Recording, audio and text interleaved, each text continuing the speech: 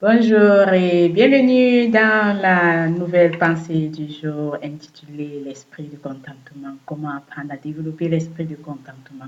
Paul nous a donné dans Philippiens 4:11 un très bon exemple à appliquer lorsque nous voulons vraiment apprendre à développer l'esprit du contentement. Il a dit, j'ai appris à être content de l'état où je me trouve. Bien-aimés en Christ et chers amis, ceci, c'est vraiment un bon conseil à appliquer chaque jour dans notre vie si nous voulons vraiment être contents dans la vie.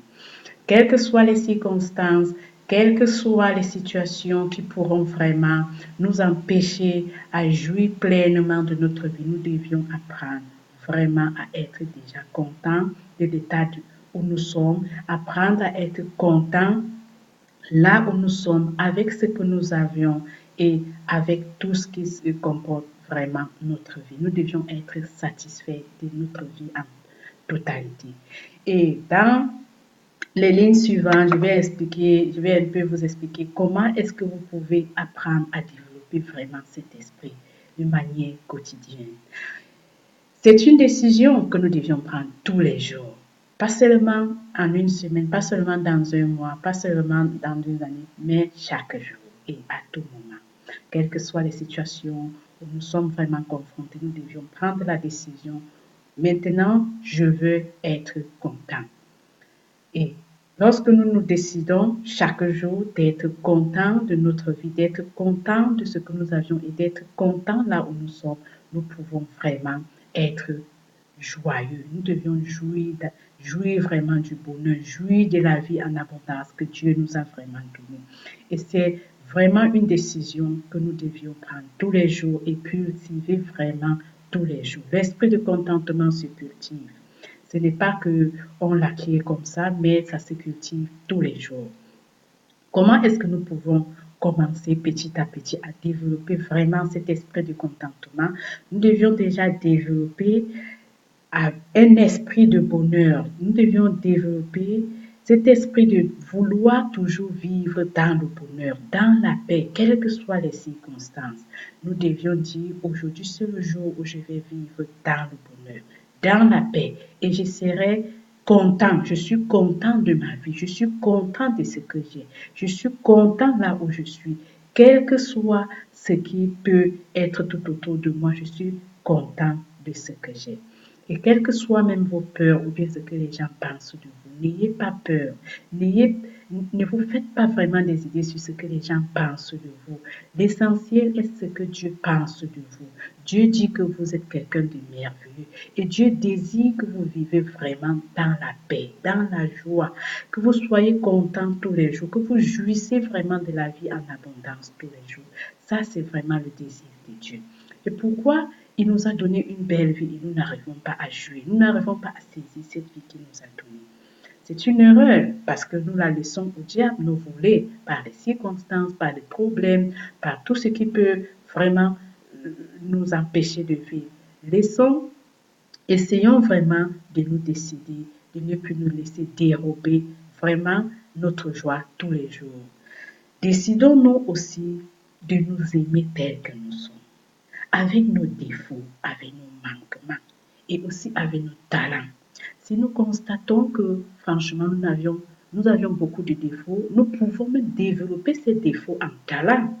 Il faut juste se décider, tous part d'une décision. Si vous vous décidez aujourd'hui de ne plus peut-être boire, et c'est comme ça que vous pouvez vraiment, si vous persévérez vraiment dans votre décision, vous pouvez atteindre votre but. Si vous voyez que vous avez tellement de défauts et que vous aimeriez vraiment corriger ces défauts, vous pouvez l'atteindre. Décidez-vous et commencez dès maintenant à vraiment ajuster, à cultiver tout ce que vous aimeriez vraiment devenir. Et soyez vous-même authentique. Soyez vous-même. Évitez d'imiter les gens ou bien d'envier les gens ou bien de vous comparer aux autres. Tous ces comparaisons, ces imitations vous amèneront l'insatisfaction, le désir de vouloir toujours davantage. Et lorsque vous voulez toujours davantage, vous ne serez jamais heureux parce que vous avez toujours soif de quelque chose. Réjouissez-vous de ce que vous avez. Appréciez votre vie et remerciez Dieu. Rendez grâce à Dieu. Soyez reconnaissants, non seulement à Dieu, mais aussi aux autres gens, parce que d'autres gens ont contribué aussi à ce que vous êtes aujourd'hui. Même Dieu, ce que vous êtes aujourd'hui, c'est par l'entremise de Dieu. Remerciez Dieu pour cela. Et j'aimerais aussi vous montrer certaines rubriques, certains trucs que vous pouvez aussi faire tous les jours. C'est nécessaire aussi tous les jours de faire ce qui vous apportera vraiment la joie dans la vie. Et c'est aussi nécessaire de vivre dans la paix, de faire aussi ce qui vous apportera la paix. Décidez-vous de toujours vouloir faire ce qui vous apportera la joie, la paix. Et c'est nécessaire de toujours proclamer les paroles de bénédiction dans votre vie, les paroles de faveur divine, les paroles de paix aussi dans votre vie. Tout cela vous apportera vraiment le contentement et le bonheur d'une manière ou d'une autre. Et faites la paix avec vous-même. Si vous n'êtes pas en paix avec vous-même, si vous ne trouvez pas la paix avec vous-même, vous ne serez pas vraiment content, vous ne serez pas vraiment heureux. Faites la paix avec vous-même. Acceptez-vous tel que vous êtes. Aimez-vous tel que vous êtes. Ne courez plus après les gens pour rechercher l'amour. Le vrai amour durable se trouve dans Dieu. Il n'y a que Dieu qui pourra vraiment vous combler vraiment de tout de manière durable, à long terme. Faites la paix aussi avec Dieu. Pardonnez aux autres. Pardonne à toi-même. Si tu commets des erreurs, si tu n'as pas peut-être des bonus, si tu n'as pas atteint tes objectifs, pardonne-toi toi-même et continue le chemin. Aime ce que tu fais dans sa totalité et aime ta vie. Valorise-toi. Dans Exode 17, Dieu nous a donné vraiment un très très bon conseil. Si nous respectons vraiment ce conseil, nous n'aurons pas vraiment de problèmes avec le contentement. Il dit, tu ne convoiteras rien de ce qui appartient à ton voisin. Bien-aimé en Christ. Nous savons vraiment que si parfois nous ne sommes pas contents, c'est parce que nous convoitons ce qui appartient aux voisins, ce qui appartient aux amis, ce qui appartient aux frères et sœurs. Nous les envions, nous nous comparons aux autres. Refusons catégoriquement de convoiter les autres, de vouloir nous comparer aux autres, car la comparaison, la convoitise, tout cela nous amène vraiment d'énormes problèmes. Ça nous amène l'insatisfaction, les dettes, tous les problèmes du monde que nous pouvons vraiment éviter. Et c'est aussi nécessaire dans la vie de cultiver une attitude de gratitude. C'est nécessaire d'encourager les autres, de valoriser les autres. Lorsque vous encouragez les autres, vous recevez cela aussi en retour. Lorsque vous aidez les autres, vous recevez cela en retour. Et lorsque vous valorisez même les autres, eux-mêmes, ils vous valorisent, ils vous élèvent. Donc, c'est aussi très bien de faire cela. Dans les lignes suivantes, je vais un peu vous montrer quelques versets clés de la Bible qui pourront vraiment nous aider à nous concentrer sur ce qui est de durable, à nous concentrer vraiment sur ce qui nous apportera la paix, à ce qui pourra nous aider vraiment à développer l'esprit de contentement. Dans Colossiens 3:2, il est écrit: affectionnez-vous aux choses d'en haut et non celles qui sont sur la terre.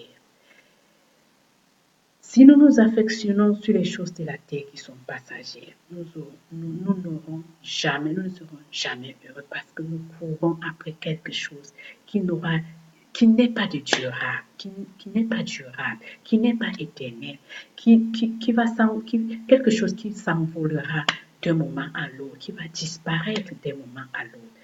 Affectionnons-nous des choses durables, la parole de Dieu, Dieu lui-même. Concentrons-nous sur Dieu qui nous apportera le bonheur. C'est Dieu qui nous donne la paix, c'est Dieu qui nous donne tout ce que nous désirons. Et apprenons aussi à donner. Dans Acte 20:35, il est écrit: il y a plus de bonheur à donner qu'à recevoir. Lorsque vous donnez, lorsque vous distribuez, lorsque vous partagez quelque chose avec certaines personnes, vous-même vous êtes heureux intérieurement. Vous ressentez vraiment cette joie, cette paix, cette paix intérieure en vous. C'est vraiment très très nécessaire. Et ici dans Timothée 6, dans 1 Timothée 6:9, il est écrit: ceux qui veulent à tout prix s'enrichissent s'exposent eux-mêmes à la tentation et tombent dans le piège de nombreux désirs insensé et pernicieux qui précipite les hommes à la ruine et à la perdition. Ici, tout est déjà défini. Je n'ai même plus à vous expliquer. Lorsque vous courez dans l'argent, dans tout ce qui est dans ce monde, vous vous exposez vraiment à la tentation, vous tombez dans les pièges. Donc, et il y a aussi certains versets que je voulais aussi vous montrer. C'est écrit dans Ecclésiaste. Ecclésiaste est un très très bon livre que vous pouvez vraiment lire et appliquer dans votre vie de tous les jours. Dans Ecclésiaste 5:19, il est écrit, si Dieu donne à un homme les richesses et les biens, s'il lui accorde la possibilité d'en profiter et de retirer ce qui lui revient et de trouver la joie dans son travail, c'est un don de Dieu.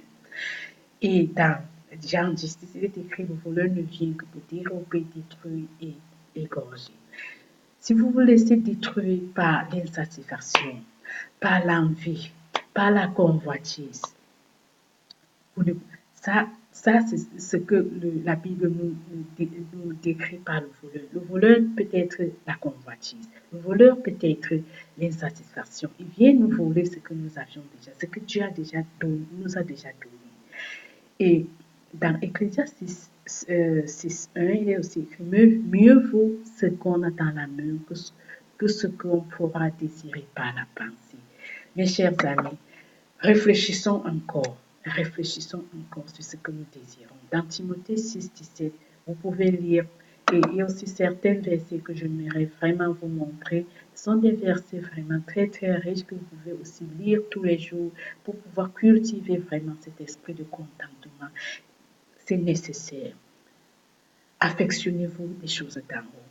Lorsque vous lisez vraiment ces passages, vous comprenez vraiment que ça ne sert à rien de courir vers le vent, comme Ecclésiaste nous décrit très souvent. Je vous souhaite vraiment une belle journée dans la paix. Que le Seigneur que l'Esprit du Seigneur vous aide vraiment à développer l'esprit de contentement. Qu'il vous montre comment vous pouvez vraiment apprendre à être satisfait, content de l'état où vous êtes, avec ce que vous avez. Passez une merveilleuse journée dans la paix du Seigneur.